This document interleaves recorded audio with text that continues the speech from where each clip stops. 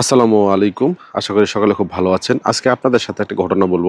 আসলে আয়াতুল কুরসি পাঠ করলে সকল আপদ-বিপদ যে আপনার কাছ থেকে দূরে চলে যায়, সেটার একটা বাস্তব উদাহরণ আপনাদেরকে দিব। আমি সাধারণত ৫ ওয়াক্ত নামাজের পরে আয়াতুল কুরসি পাঠ করি। তেমনি একদিন মাগরিবের নামাজ পড়ে আমি প্রতিদিনের মতো আয়াতুল কুরসি পাঠ করে আমার বাইকে করে একটা জায়গার উদ্দেশ্যে রওনা দেই।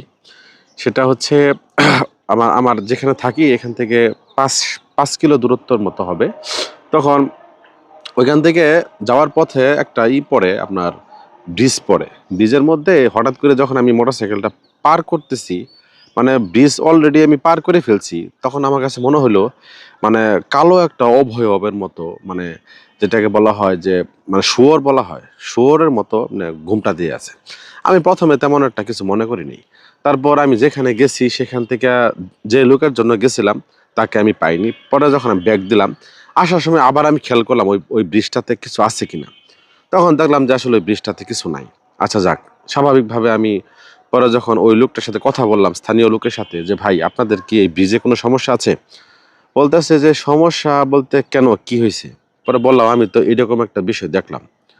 আমি আগে কিছু বলিনি। উনি বলল যে, "পাশেই তো একটা চিতা আছে, সেখানে হিন্দুদেরকে পোড়ানো হয়।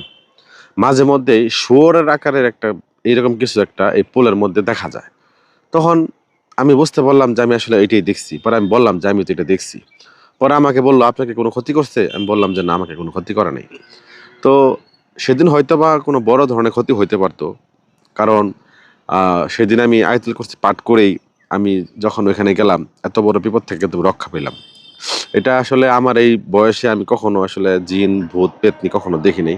সেদিনই আমি এটা আসলে উপলব্ধি করতে পারলাম যে আসলেই এই বিষয়গুলো আছে। যাই হোক, ভিডিওটা করার উদ্দেশ্য হচ্ছে আপনাদের সকলেরই উচিত ৫ ওয়াক্ত নামাজ পড়া এবং নামাজের পরে আয়াতুল কুরসিটা পাঠ করবেন। আপনি অনেক বিপদ থেকে রক্ষা পাবেন। এটা আপনি কল্পনাও করতে পারবেন না। তো যদি ভিডিওটা ভালো লেগে থাকে সওয়াবের নিয়তে শেয়ার করে দিবেন। আর অবশ্যই ৫ ওয়াক্ত নামাজের পর আয়াতুল কুরসি পাঠ করবেন ইনশাআল্লাহ।